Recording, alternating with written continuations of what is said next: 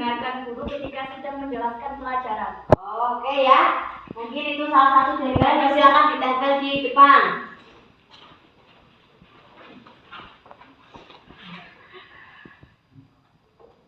Ada lagi? Ya Ika. Kita harus konsisten dalam melakukan keputusan. Konsisten ya. Ya coba ditempel di. Yo yang sebelah sini. Saya pun. Iya ya. Lepas sepatu juga akan memasuki kelas. Oke, lepas sepatu ya. Tempel lagi ya.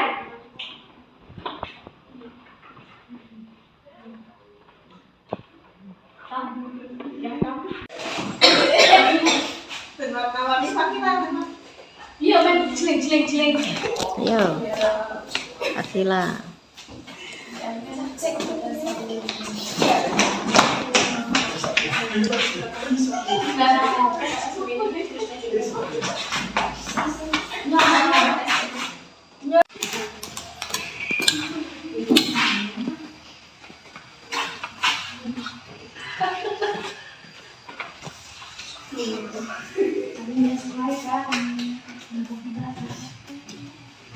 Assalamualaikum warahmatullahi wabarakatuh.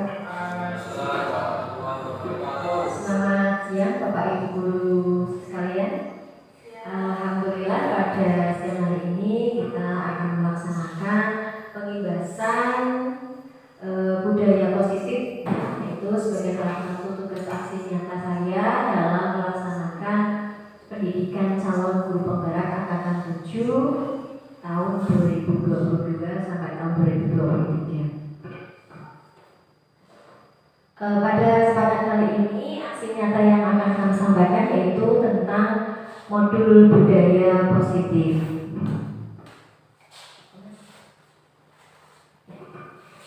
Seperti biasa untuk slogan pada budaya positif atau guru penggerak adalah salam dan bahagia, bahwa kita sebagai seorang guru itu harus selalu menyampaikan salam dan tentunya agar saya sendiri dan Bapak Ibu sekalian selalu dalam keadaan yang berbahagia. Bapak Ibu guru hebat SMK Muhammadiyah Talun ya, mari belajar bersama. Kita di sini akan berkolaborasi, saling mendukung, kemudian dengan dukungan itu nanti harapannya kita dapat mewujudkan budaya positif di sekolah kita, yaitu di SMK Muhammadiyah Talun.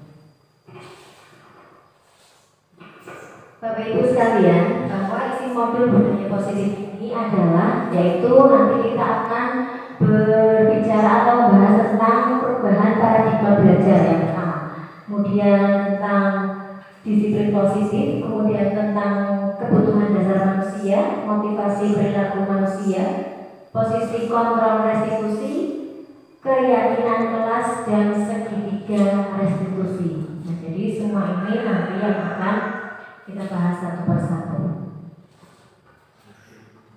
Nah, sebelum kita membahas isi modul satu persatu Bapak Ibu, nah mari kita lihat pertanyaan pemantik untuk materi kita pada siang hari ini.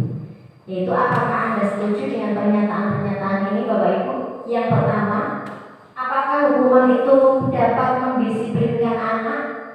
Ya, mari kita berpikir sejenak dulu untuk pertanyaan atau pernyataan pemantik ini Bapak Ibu. Apakah menurut Bapak Ibu itu bahwa hukuman itu dapat mendisiplinkan anak? Hukuman yang seperti apa ya Bapak Ibu ya? Nah, kemudian yang kedua, pemberian hukuman dengan hal positif seperti membaca atau membersihkan halaman yang mungkin sudah biasa kita lakukan dalam keseharian kita di sekolah ya Ibu ya. Apakah itu juga dapat meningkatkan disiplin anak Bapak Ibu? Nah, kita flashback lagi tentang hal-hal yang sudah pernah kita lakukan ke anak didik kita setiap harinya. Kemudian yang ketiga, memberi penghargaan apakah dapat meningkatkan motivasi belajar anak? Mungkin Bapak Ibu ketika mengajar anak yang mengerjakan dengan nilai bagus atau mungkin dengan nilai yang sempurna, maka kita biasanya memberikan penghargaan. Nah, dari semua ini, apakah Bapak Ibu setuju bahwa ketiga pernyataan ini nantinya akan membuat anak itu semakin positif ya, atau mengarah ke hal-hal yang positif di sini dalam hal disiplin, baik disiplin waktu, kemudian disiplin belajar juga ya. Nah, itu Bapak Ibu. Mungkin ada yang perlu ditanyakan Bapak Ibu dari pernyataan ini Bapak Ibu. Nah, ya sebelum kita membahas modul, nah kalau tidak ada, mungkin Bapak Ibu sudah punya sedikit gambaran dari pernyataan-pernyataan ini. Nanti apa saja yang akan kita bahas. Ini ya Bapak Ibu, pembelajaran dengan paradigma baru. Nah, pembelajaran ini dirancang berdasarkan prinsip pembelajaran yang terdiferensiasi. Nah, tentunya Bapak Ibu sudah tahu bahwa di kurikulum Merdeka ya Bapak Ibu ya. Sehingga setiap siswa belajar sesuai dengan kebutuhan dari tahap perkembangannya untuk mewujudkan profil pelajar Pancasila. Nah, profil pelajar Pancasila apa saja? Nah, tentunya beriman, bertakwa kepada Tuhan Yang Maha Esa dan berakhlak mulia, berkebinaan global, bergotong royong, kreatif, bernalar kritis dan mandiri. Nah, dari semuanya ini yang nantinya kita lakukan di tiap semester ya Bapak Ibu ya. Mungkin semester 1 kemarin di sekolah kita sudah melaksanakan profil pelajar Pancasila yang beriman bertakwa pada Tuhan Yang Maha Esa ya. Kemudian berkebinaan global, berkebinekaan global ya Bapak Ibu ya. Nah, nanti di semester 2 ini kita akan mengambil satu tema lagi ya, 2 ya. Nah, apa yang akan diambil? Yaitu tentunya mandiri ya, berkenalan kritis. Nah, nanti yang juga kita akan terapkan di SMK kita pada semester 2 ini. Oke, kembali ke disiplin posisi yang akan kita bahas Bapak Ibu ya. Dalam budaya kita, makna disiplin dimaknai menjadi sesuatu yang dilakukan seseorang kepada orang lain untuk mendapatkan kepatuhan ya. Kita cenderung menghubungkan kata disiplin dengan kata ketidaknyamanan. Kenapa kok tidak nyaman? Karena biasanya itu suatu aturan Bapak Ibu ya. Peraturan kan biasanya kalau anak disuruh melakukan atau melaksanakan aturan kan rasanya tidak nyaman, seperti dalam keadaan terpaksa. Nah, sebagai pendidik sebenarnya tujuan kita ini adalah untuk mewujudkan murid yang mempunyai disiplin diri ya, sehingga mereka bisa berperilaku dengan mengacu pada nilai-nilai kebijakan universal dan memiliki motivasi intrinsik dan ekstrinsik. Nah, ini sebenarnya yang penting, bahwa disiplin diri. Jadi ternyata yang kita harapkan itu tidak hanya dari luar saja ya. Kalau dari luar itu sebuah aturan atau sebuah perintah yang harus dilaksanakan, akan tetapi diharapkannya motivasinya itu bisa muncul dari diri sendiri, yaitu disiplin diri atau dari intrinsik. Eksternalnya ya kita bantu sebagai seorang pendidik yang mungkin memberikan patokan-patokan atau peraturan-aturan yang harus dilaksanakan oleh murid-murid kita. Selanjutnya, dalam disiplin positif ini adalah salah satu cara untuk menerapkan disiplin yang bertujuan menumbuhkan kesadaran serta memberdayakan anak untuk melakukan sesuatu tanpa sogokan, ancaman maupun hukuman. Kembali lagi tadi ya, motivasinya dari diri ya, dari unsur intrinsik. Tidak ada paksaan. Misalkan ada anak yang mau berangkat pagi itu, kalau misalnya bapak ibu gurunya ngasih sarapan setiap pagi, ya bisa seperti itu ya, itu namanya sogokan. Nah, kemudian ancaman, kalau tidak berangkat pagi nanti nilainya misalkan rendah, tidak sesuai KKM. Nah, itu misalkan jadi sebuah ancaman. Ataupun hukuman apa saja yang dapat kita hukum, misalkan membersihkan halaman, kemudian membersihkan kamar mandi, atau bahkan lari keliling lapangan selama 10 kali. Nah, harapannya tidak seperti itu, akan tetapi mereka dapat melaksanakannya dengan kesadaran. Nah, itu Bapak Ibu.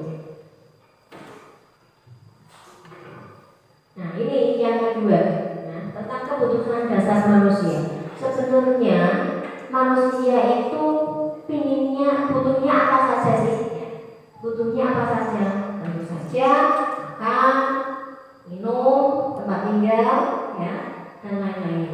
Ya. Kemudian itu tentang bertahan hidup, ya, tentang bertahan hidup. Ya, kita butuh makan, butuh minum, butuh tempat tinggal.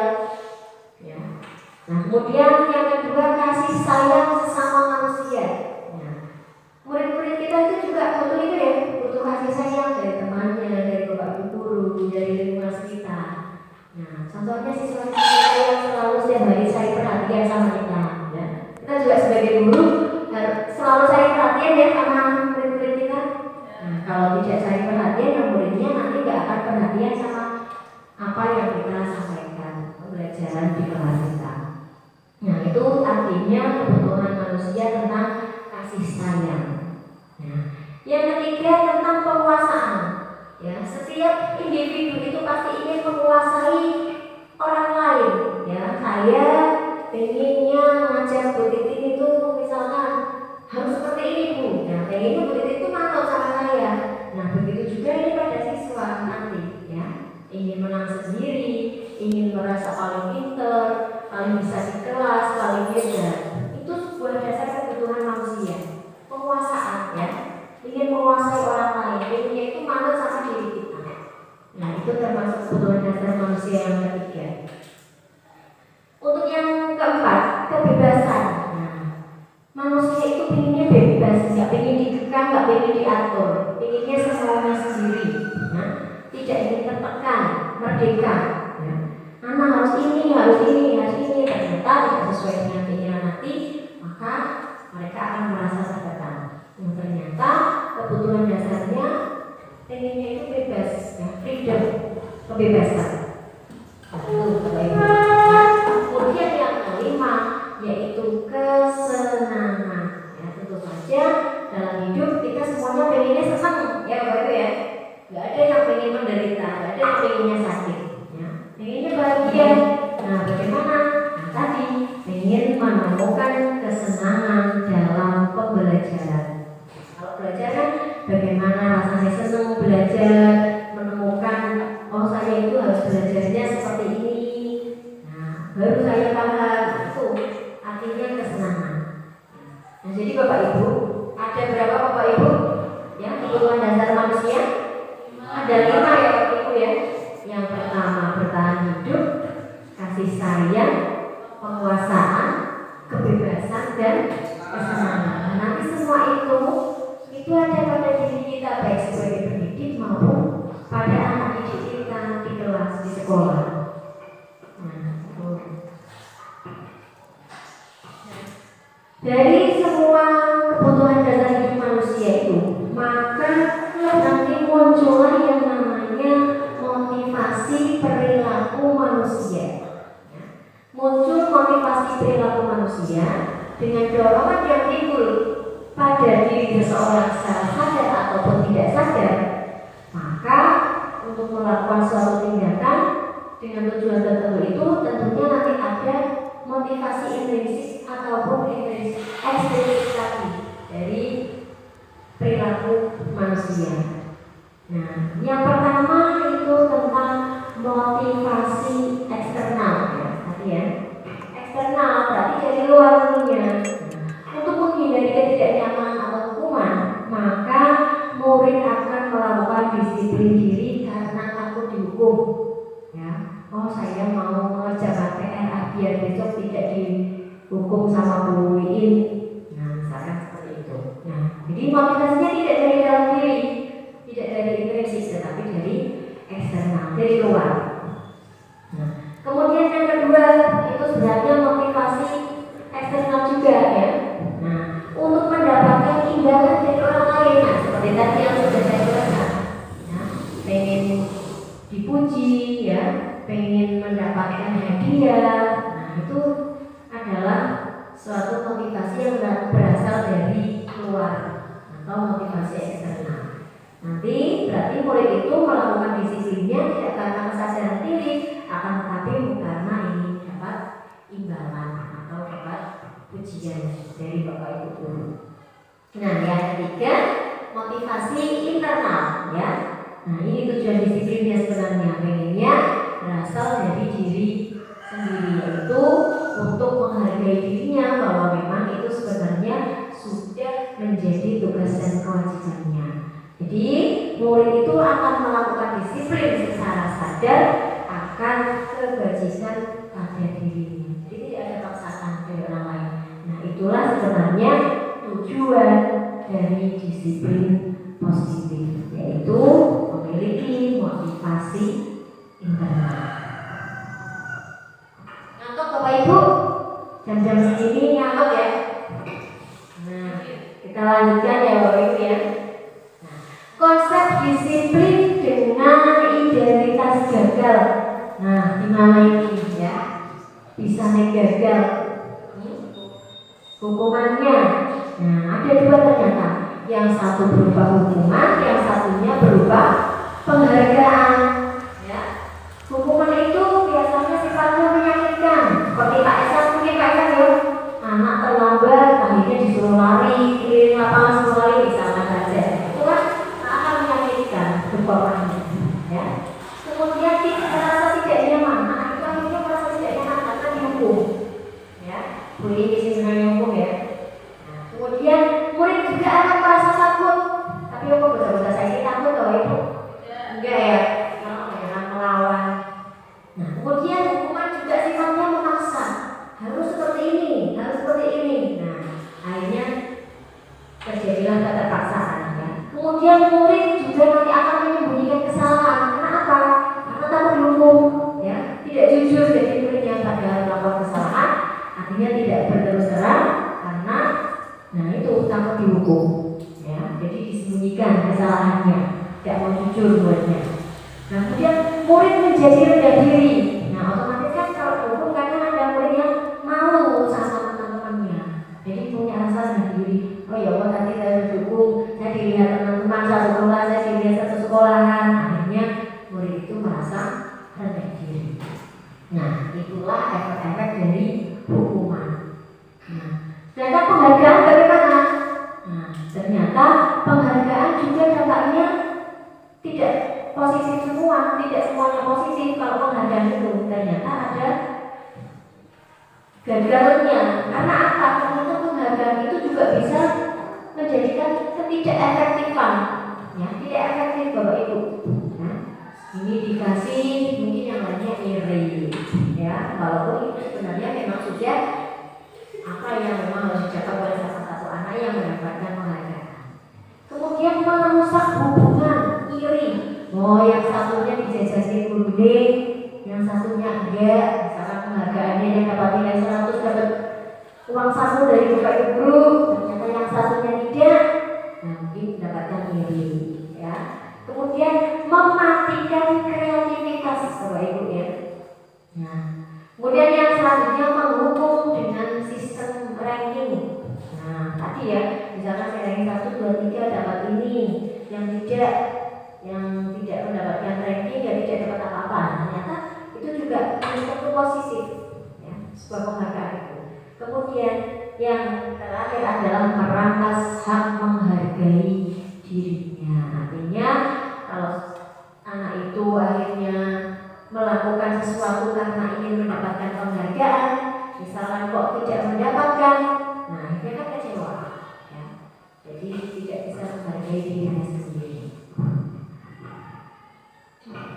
Nah, selanjutnya Bapak Ibu, konsep disiplin dengan identitas sukses. Nah, kalau tadi kan gagal ya, dengan hukuman sama penghargaan, identitasnya gagal Bapak Ibu, walaupun menurut kita baik. Nah, tetapi ada konsep disiplin dengan identitas sukses, ya, yaitu ada yang namanya konsekuensi dan restitusi. Nah, bedanya apa ini Bapak Ibu? Nah, konsekuensi. Nah, jadi bukan hukuman Bapak Ibu, tapi namanya konsekuensi. Ya. Ini bisa saja penguatannya berupa penguatan jangka pendek. Kayak kalau kita di TK itu kan, oh ya bagus, baik, nah sebuah konsekuensinya ya. Perlu monitoring berkelanjutan. Nah, jadi harus ada kalau misalnya yang baik besoknya dikasih motivasi apa lagi, besoknya apa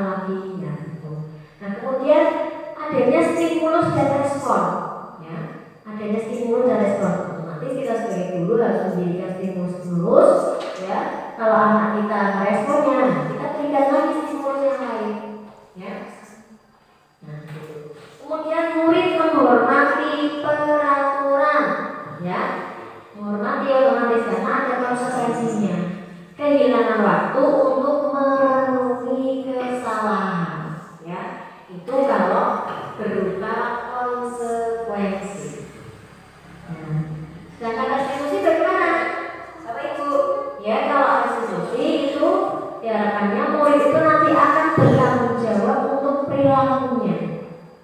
Ya, fokus pada pemecahan masalah jangka panjang, kemudian juga dapat menghargai dirinya dan orang lain, kemudian ada teori kontrol terhadap dirinya dan bersemangat memperbaiki kesalahan. Nah, itulah dampak atau konsep disiplin dengan identitas yang sukses, ya. Itu berupa konsekuensi dan restitusi. Kalau kita memberikan sebuah hukuman ataupun penghargaan, ternyata itu merupakan konsep disiplin dengan identitas gagal. Nah, biar paham tentang disiplin restitusi dengan tadi konsekuensi, ya Bapak Ibu. Nah, ini kita akan bahas di sini, ya.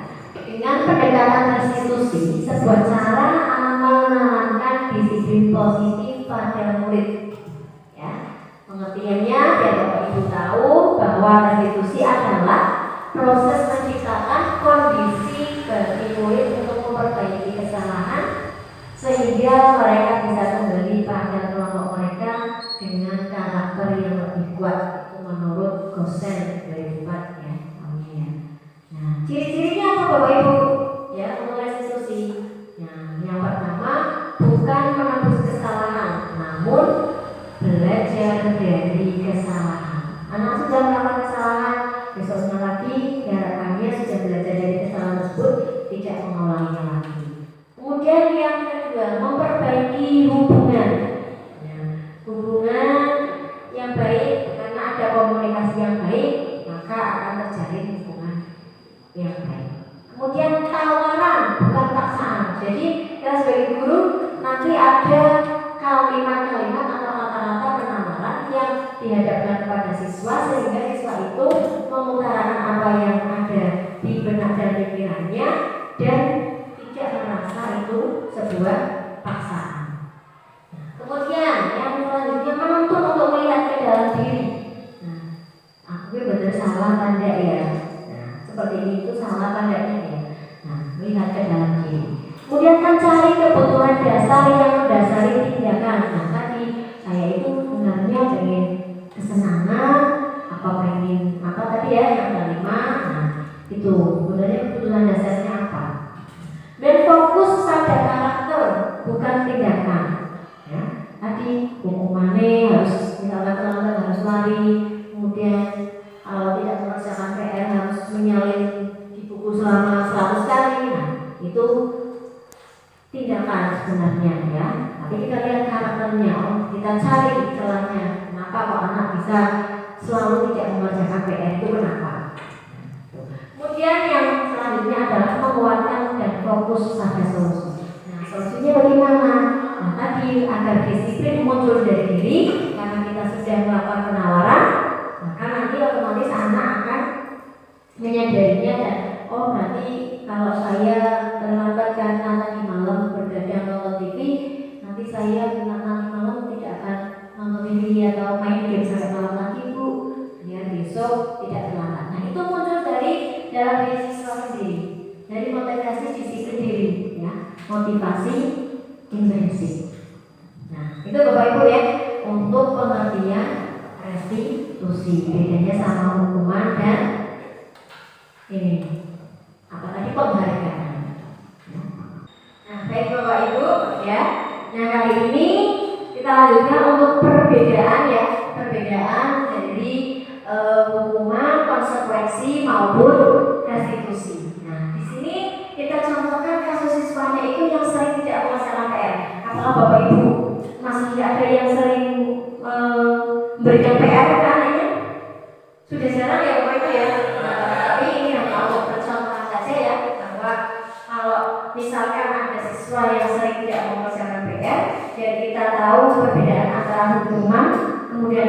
konsekuensi dan juga restitusi. Ya. Hukuman ya, kalau siswa itu tidak mengerjakan PR, misalkan guru tersebut ya menghukum siswa hormat bendera selama 10 menit. Nah, gurunya marah, sehingga muridnya menjadi takut. Nah, itu berarti sebuah hukuman Bapak Ibu. Kita namakan sebuah hukuman karena gurunya itu yang menyuruh anaknya untuk hormat bendera selama 10 menit karena tidak mengerjakan PR. Itu namanya hukuman. Nah, sedangkan konsekuensi itu guru memberikan konsekuensi untuk mengerjakan PR-nya saat istirahat atau dikerjakan sebanyak 3 kali lipat. Nah, itu namanya konsekuensi. Ya, guru tegas dan siswa menghormati peraturan. Nah, ada perbedaan apa di sini, Ibu, Bapak Ibu, antara hukuman dengan konsekuensi? Bedanya di mananya? Bedanya Ya. cara melakukannya. Nah, di situ betul Ibu Kristianisi ya. Cara kita menyampaikannya kepada anak itu ternyata menjadi sebuah perbedaan yang namanya hukuman dengan konsekuensi. Nah, kemudian yang namanya restitusi, ya. Restitusi guru menanyakan keyakinan kelas, ya, atau dirinya, kemudian membantu siswa menyelesaikan masalahnya, sehingga nanti kalau guru sudah terbuka, kenapa kok PR-nya tidak dikerjakan? Nah, kita biar cari tahu alasannya. Nah, dari situ sehingga kita tahu masalahnya, sehingga nanti siswanya akan menghormati diri dan menghormati gurunya. Oh, ini Bu, saya tidak mengerjakan PR mungkin karena kemarin saya membantu orang tua sedang ini. Nah, sehingga guru itu terbuka, anak juga terbuka, tahu permasalahannya. Nah, baru kita cari penyelesaiannya. Nah, bedanya hanya di situ Bapak Ibu. Sepertinya seolah-olah itu sama, tapi ternyata kita memperlakukan anaknya dengan cara yang berbeda.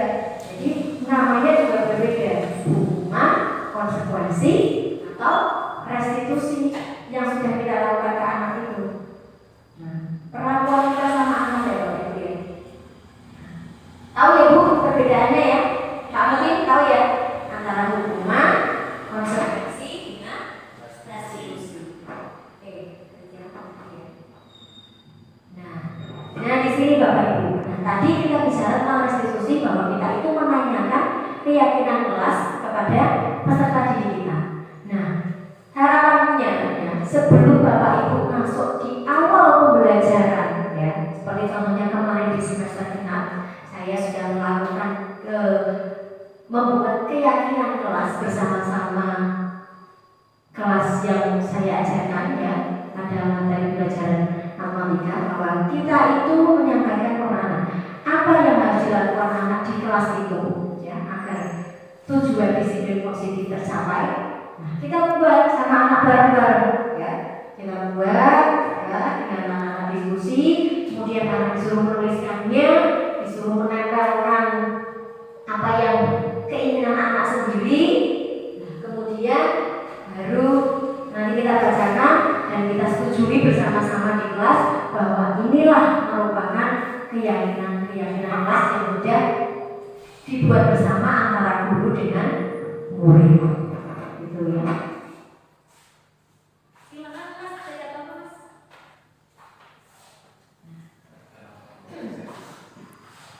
Mas saya.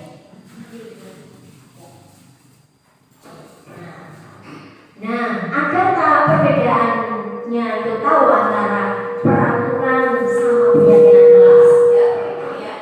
Mengapa kok tidak peraturan saja ya? Mengapa kok kita namakan kok keyakinan kelas? Mengapa ini Bapak Ibu? Ya.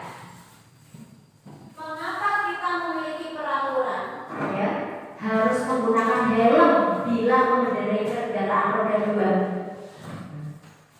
Mengapa kok kita memiliki peraturan 3M ya? 3M bahkan 5M ya. Kemudian menggunakan masker, mencuci tangan, menjaga jarak ya. Dan mengapa kok kita memiliki peraturan ya? Harus datang tepat waktu pada saat mengikuti pelatihan, mengikuti pembelajaran ya tentang sekolah. Mengapa kok kita memiliki peraturan itu? Nah, dalam kaitannya dengan peraturan ya. Nah, untuk mendukungnya ternyata kembali ke nilai-nilai keyakinan yang nantinya bisa menggerakkan seseorang dibanding mengikuti serangkaian peraturan-peraturan yang sudah dibuat. Ya, bagaimana caranya? Nah, itu kita itu harus tahu, harus membuat nilai-nilai keyakinan yang bisa menggerakkan diri kita sendiri. Jadi keyakinan itu muncul dari diri kita sendiri. Nah, tidak dari pasangan. Contohnya harus datang jam 7 pagi. Itu siapa yang mengatakan itu? Bukan hanya saya, tetapi itu muncul dari Bapak Ibu sendiri. Itu namanya dibuat secara sadar bersama-sama dan diyakini bersama, dan harapannya juga dilaksanakan bersama-sama. Itulah yang namanya keyakinan yang muncul, ya.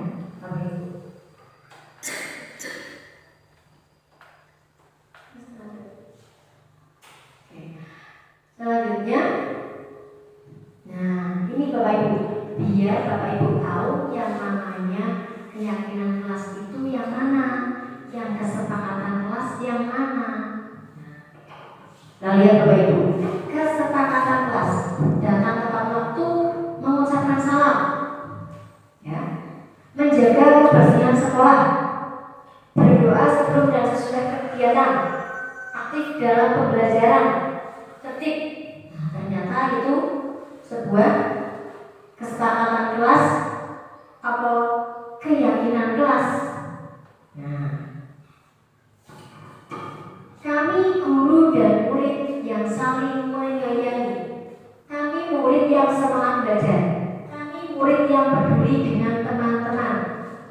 Sebenarnya bedanya apa Bapak Ibu? Kesepakatan sebuah peraturan sama keyakinan yang dibuat. Kalau peraturan itu biasanya kan muncul dari salah satu pihak. Sekolahan ini punya peraturan ini, harus datang tepat waktu, harus berdoa sebelum dan sesudah. Nah, tetapi keyakinan itu dibuat bersama sehingga bahasanya berbeda Bapak Ibu, ya. Harus saling menghargai, kan seperti itu, ya. Tapi kalau di sini bahasanya kami guru dan murid saling menyayangi, ya. Kemudian kami murid yang semangat belajar, ya. Nah, jadi ada kalimat bersama, dan ada kalimat bersama, kalimat bersama yang dibuat, ya. Kami murid yang peduli dengan teman-teman, ya. Sebenarnya intinya sama, hanya saja dalam kebahasaannya, ya, karena itu muncul dari keyakinan bersama, maka harapannya tadi ada motivasi diri intrinsik dari dalam.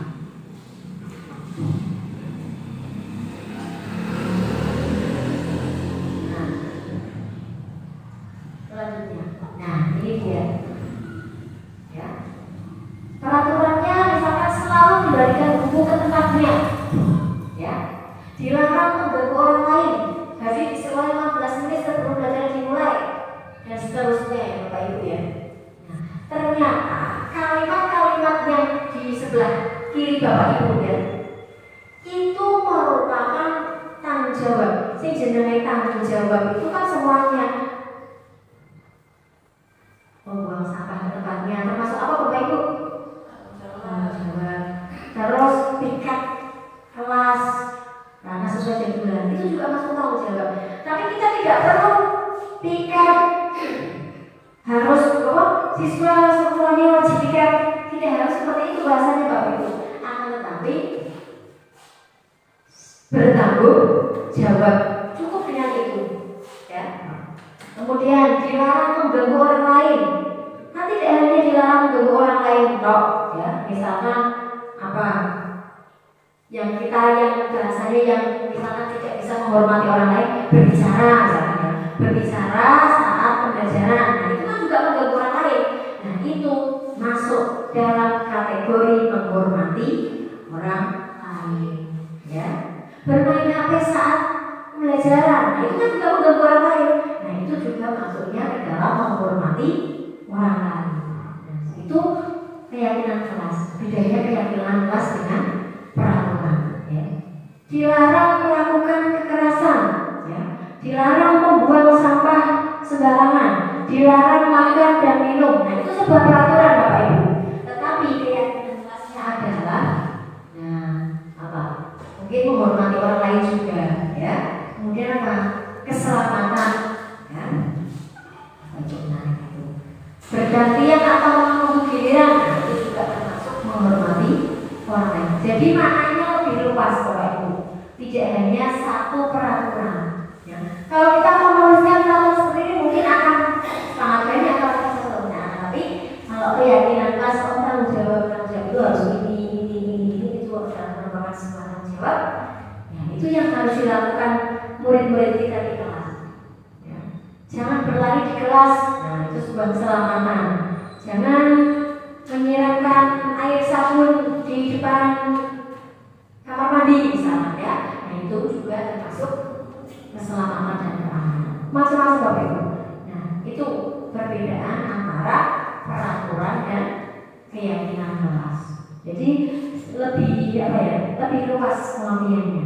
Dan itu juga harus muncul dari bersama-sama, ya, antara misalkan kalau kita berarti antara guru dan murid.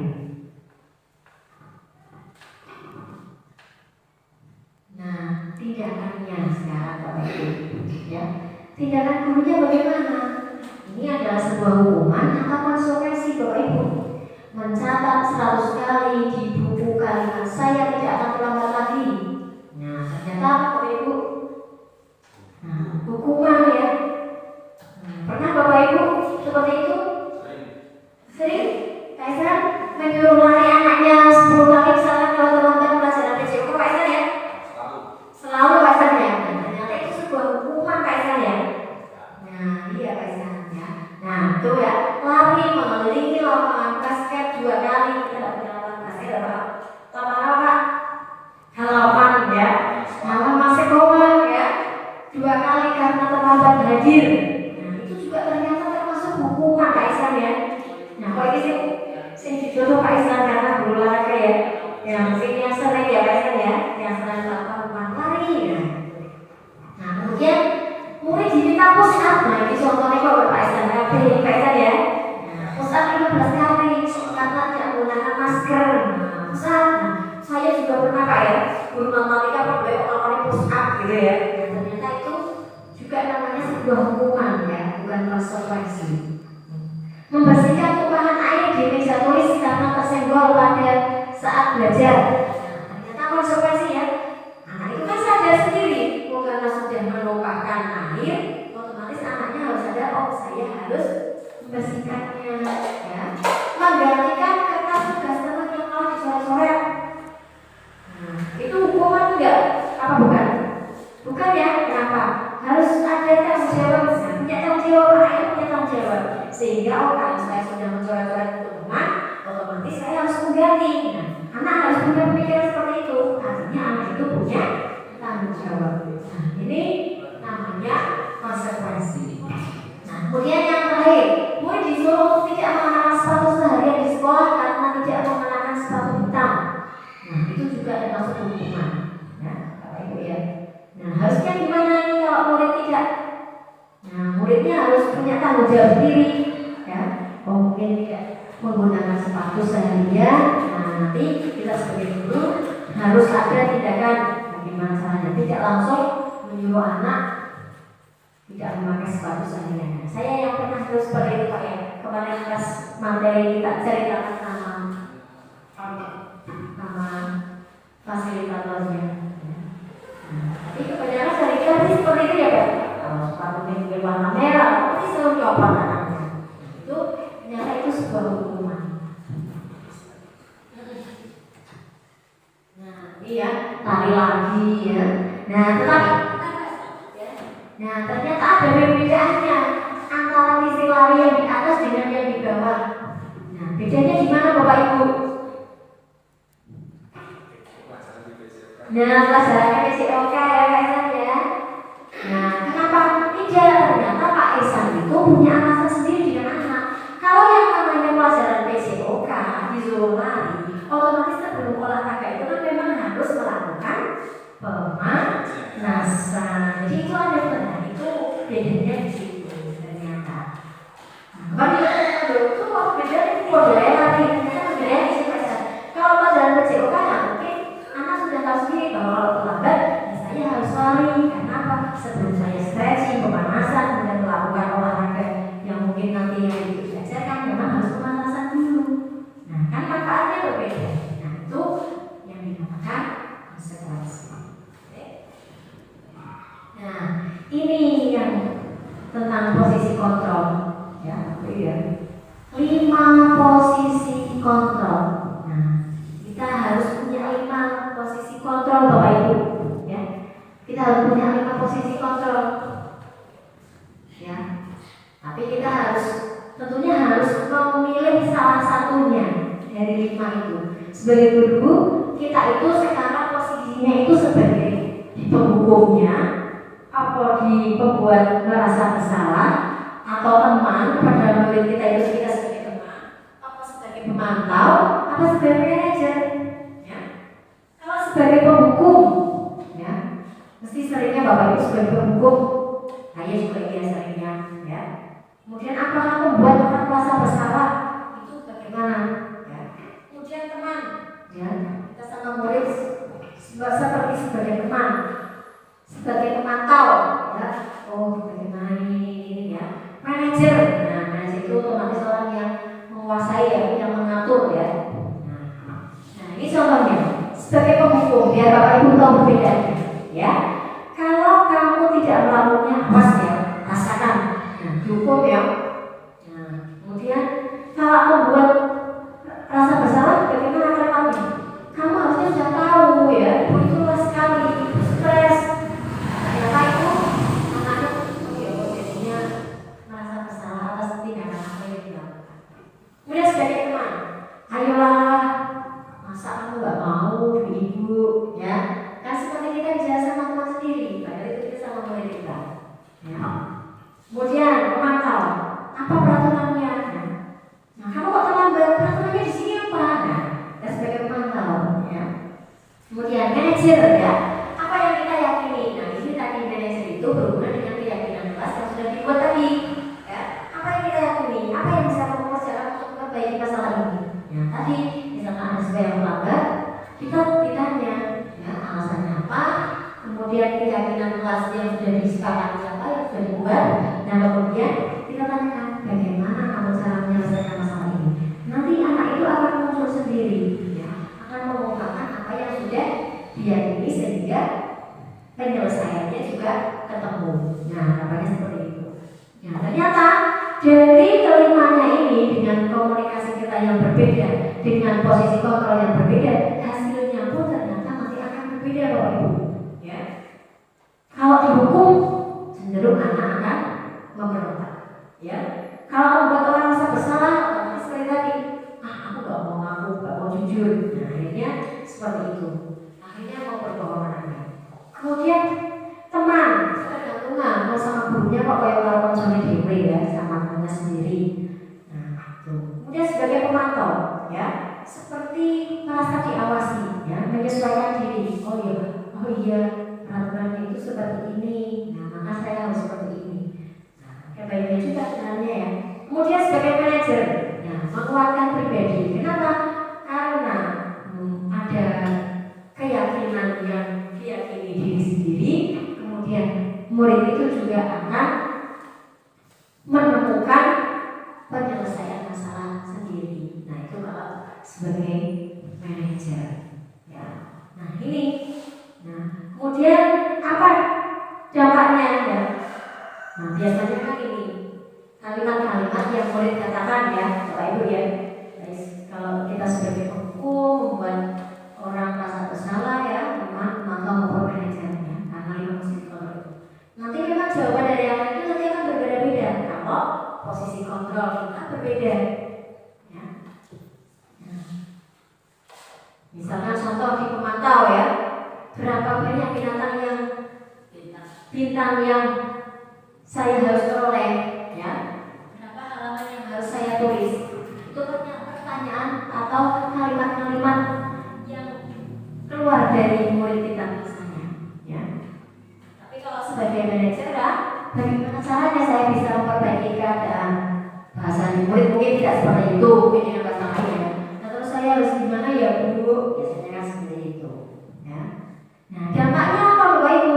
Kalau kita berada di posisi kontrol tersebut, nah, ternyata beda-beda Bapak Ibu dampaknya. Nah, kalau dihukum tetap saja anak itu nanti akan mengulangi terus ya. Kayak begini nanti bosan mau sama kelas 12 PKC sama kelas 10 TKC ya, sampai ya. Itu anak dihukum ya malah besoknya lagi. Nah, kita juga belum menemukan cara ini Pak. Biasa kamu hantar si bocah-bocah kayak gitu.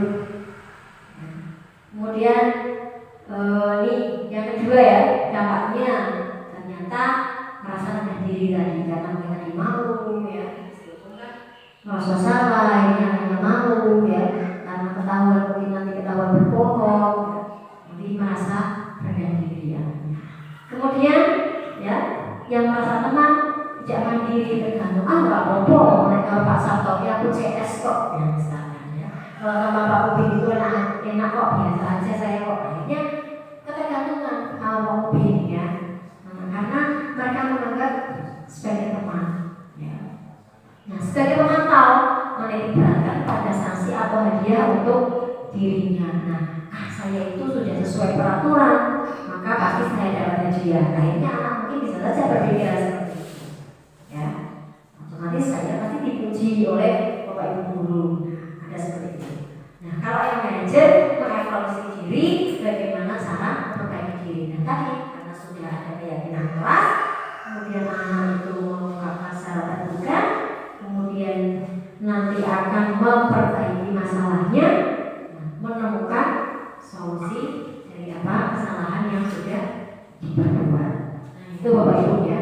Berarti kita sebagai guru harusnya memiliki posisi kontrol yang mana ini Bapak Ibu? Nah, harus sebagai manajer ya Bapak Ibu ya. Nah, tapi tidak hanya manajer saja sebenarnya Bapak Ibu, semuanya butuh tetapi untuk kalimat-kalimat terbaiknya sebaiknya kita agar identitas disiplin dirinya itu sukses, maka kita sebagai manajer untuk mengontrol baik diri kita maupun disiplin diri pada murid-murid kita. Nah ini ya, ternyata dalam posisi kontrol itu ya ada yang namanya segitiga restitusi. Nah, segitiga restitusi. Nah, ada yang pertama validasi kebutuhan, menanyakan keyakinan, ya, menstabilkan identitas.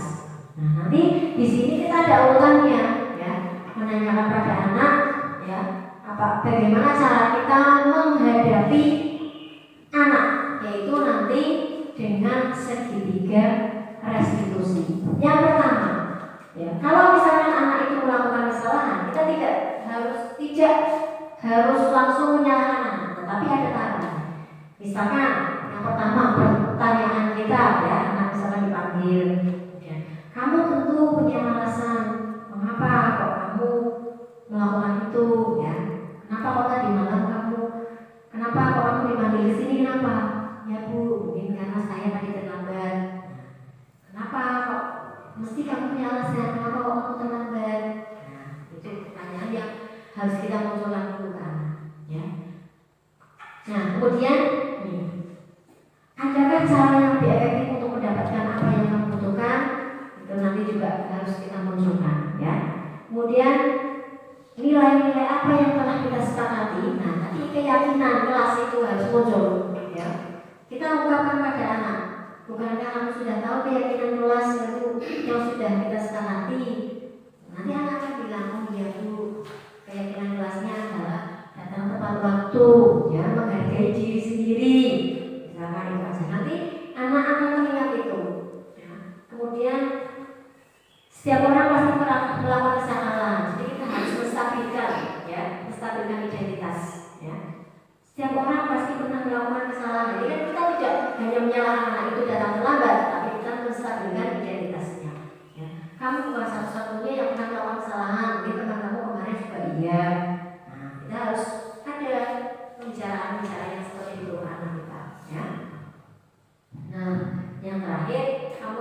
jadi orang seperti apa. Nah, akhirnya kita seperti itu ya, menanyakan, menstabilkan identitas. Kemudian yang selanjutnya adalah menanyakan keyakinan. Jadi segitiga restitusi ini itu ketiganya ini harus ada Bapak Ibu dalam setiap kita menyelesaikan masalah, ya, sehingga nanti anak itu punya motivasi intrinsik yang bisa didapatkan, maka yang keluar dari anak sendiri. Nah, ini ya. Pertama berarti tadi ya Bu, harus menstabilkan identitas. Ya. Berbuat salah itu manusiawi, tidak ada manusia yang sempurna. Ya, ini. Sedih ya gambarnya manusia ya. Bapak Ibu tidak tertarik untuk mencari tahu siapa yang benar, siapa yang salah ya. Maka apakah kamu bersikap baik dari dirimu sendiri? Itu adalah kalimat-kalimat yang harus kita ajarkan untuk murid kita yang sedang melakukan kesalahan. Ya, kita harus menstabilkan identitasnya. Ya. Kedua, ya, validasi kebutuhan. Ya, membantu siswa mengenali basic need kebutuhan yang ingin dipenuhinya ketika melakukan kesalahan. Ya. Kenapa ini? Kamu bisa saja kan melakukan hal buruk, tapi kamu tidak melakukannya kan? Nah, kamu pasti punya alasan. Biasanya yang kita tanya ini ya, kamu pasti punya alasan mengapa melakukan itu, ya? Kenapa kok terlambat? Nah, kamu pasti punya. Apa yang penting bagi kamu? Itu adalah contoh-contoh kalimatnya. Maukah kamu belajar cara lain untuk mendapat yang kamu butuhkan tanpa harus memukul, misalkan ya? Karena anak kita gelut ya. Nah, ada kalimat-kalimat ini yang harus kita usahakan, yaitu validasi kebutuhan. Saya sudah bersama ini, jadi saya ingin nonjol misalkan. Nah, tentunya ya, harus ada untuk memvalidasi kebutuhan. Sebenarnya kenapa? Ya, apakah kamu bisa melakukan dengan lebih baik besok lagi? Nah, besok lagi kamu tidak harus dengan cara memukul. Nah, mungkin seperti itu kalimat-kalimat yang lain. Misalnya anak kita gelut ya. Nah, itu jadi kita harus memvalidasi kebutuhan. Nah, yang terakhir menanyakan keyakinan ya. Nah, karena tadi di awal itu kita sudah buat keyakinan bersama dengan anak. Nah, kita tanyakan ya, keyakinan kelas apa yang sudah kita buat bersama. Oh ya Bu, saling menghargai, saling menghormati. Tapi kan tidak harus dengan berkelahi, misalkan seperti itu. Saling menyayangi pula, berarti kan harus saling menyayangi antar teman. Jadi tidak harus berkelahi, tidak harus menonjol, misalkan seperti itu. Apa yang kamu rasakan? Nah, ketika kamu melakukan itu, kamu menjadi orang yang seperti apa? Yang sudah menonjol memang ini beri rasanya, misalkan ya. Gimana rasanya? Nah, itu harus kita tanyakan. Ternyata saya bisa Bu. Ternyata saya itu harus saling menyayangi ya, sama teman dan orang lain. Nah, jadi di segitiga restitusi inilah ya Bapak Ibu yang harus kita laksanakan dalam menyelesaikan masalah yang kita hadapi dengan anak atau penyelesaian kasus dengan anak didik kita. Nah, ini Bapak Ibu ada video praktik segitiga restitusi, bisa di setel Mas.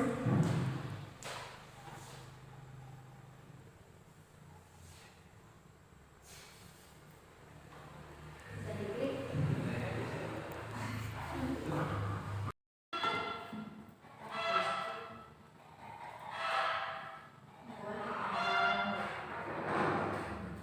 Ya baik Bapak Ibu ya, setelah kita lihat video segitiga restitusi ya, ada sebelumnya Bapak Ibu sudah paham ya. Nah, maka dalam menerapkan sisi positif tentunya sebagai guru kita memiliki standar kepribadian ya, kepribadian profesional, sosial yang baik ya, dengan begitu mampu beradaptasi pada posisi kontrolnya pasangan ya. Bagaimana perjalanan hidupnya sebagai seorang atau posisi manajer, kita sebagai guru harus memiliki posisi kontrol sebagai manajer yang membuat itu menjadi bisa mandiri, berdikkat dan bertanggung jawab.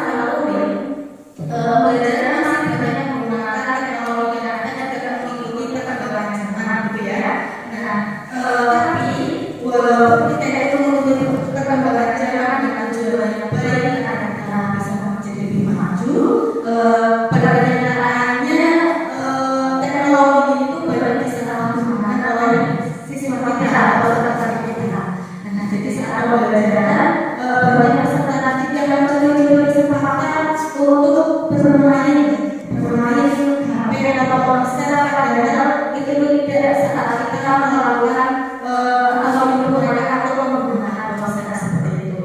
Nah, biasanya Bapak Ibu guru menangannya dengan melarangnya, dengan langsung mengatakan di kelas kalau ada yang menggunakan teknologi pembelajaran tolong jangan bermain HP. Hanya mengatakan seperti itu atau langsung menarik HP anak tersebut seperti itu. Nah, tapi dengan begitu ternyata anak tidak menjadi cedera, justru mereka tetap mengulangi dan mengulangi terus. Dan itu bagaimana? Apakah pengulangan yang lainnya itu bisa dirasakan? Kira-kira bagaimana caranya? Terima kasih. Ya, terima kasih Bu Daya atas pertanyaannya bagus sekali dan tentunya benar Bapak Ibu ya, itu masih dalam kondisi peralihan ya dari masa pandemi ke masa yang sudah ada alhamdulillah sama dari sekarang pada saat ini terus ada sekarang melakukan belajar secara murid dengan tatap muka. Nah, untuk mengatasi masalah seperti tadi yang dari utarakan atau orang itu tentunya dengan budaya kita harus menggunakan segitiga seperti tadi ya, validasi itu mas saya kenal gitu ya, validasi tindakan ya, menanyakan keyakinan ya, melakukan proses kalau itu kita harus ada bagian yang tentunya seperti yang kita sudah jelaskan yang awal adalah kita harus melakukan membuat keyakinan kelas dulu ya. Sehingga dengan keyakinan kelas yang dibuat bersama anak, maka tentunya anak itu harapannya akan sadar ya, akan sadar dari motivasi dari situ karena sudah dibuat sendiri oleh anak. Jadi tidak ada kita, tidak ada yang mau tidak boleh bermain HP saat pembelajaran. Tidak ada kita, tapi keyakinan kelas itu sudah dibuat oleh saya atau kita sebagai guru dengan murid secara bersama dan disepakati bersama dan harapannya juga itu akan muncul kesadaran jadi karena sadar tidak melakukan perbuatan. Nah, untuk mengatasi masalah tadi, kita tentunya menggunakan segitiga status ini ya, langsung mengalami kebutuhan serta kreativitas ya, dan yang akan kita nanti menggunakan mungkin itu untuk jawaban dari saya ya, bisa dipahami dengan mudah kita sebagai pendidik terutama ya harapannya bisa menerapkan budaya positif di sekolah kita menjadi sadar pemerintah lalu dan apabila kita mengatasi masalah-masalah atau kasus-kasus terhadap anak, tentunya kita harus dengan cara segitiga restitusi ya. Nah, Ibu mungkin itu ada lagi yang ingin ditanyakan. Cukup ya? Cukup ya? Nah, harapannya setelah ini Bapak Ibu silakan membuat keyakinan kelas bersama akhirnya kelas ya. Itu mungkin itu Bapak Ibu ya. Terima kasih atas waktunya dan terima kasih kesempatan yang sudah diberikan. Semoga apa yang saya sampaikan dari ini bermanfaat untuk Bapak Ibu, anak kita dan memang peserta sampai dengan tahun. Assalamualaikum warahmatullahi wabarakatuh. Assalamualaikum warahmatullahi wabarakatuh. Saya Kristin, guru matematika SMK Muhammadiyah Talun. Mengucapkan terima kasih kepada Bu Iin atas aksi nyata yang telah disampaikan tentang budaya positif di SMK Muhammadiyah Talun dengan baik. Semoga kita bisa melaksanakannya budaya positif tersebut ya dengan baik pula. Dan terima kasih. Wassalamualaikum warahmatullahi wabarakatuh. Assalamualaikum warahmatullahi wabarakatuh. Saya Nurmudin selaku guru TBSM di SMK Muhammadiyah Talun berterima kasih kepada Bu Nur Afni Indasari yang telah memaparkan materi tentang budaya positif di SMK Muhammadiyah Talun. Itu sangat baik sekali. Mudah-mudahan untuk kedepannya SMK Muhammadiyah Talun bisa menerapkan dengan baik. Terima kasih. Sekian. Assalamualaikum warahmatullahi wabarakatuh.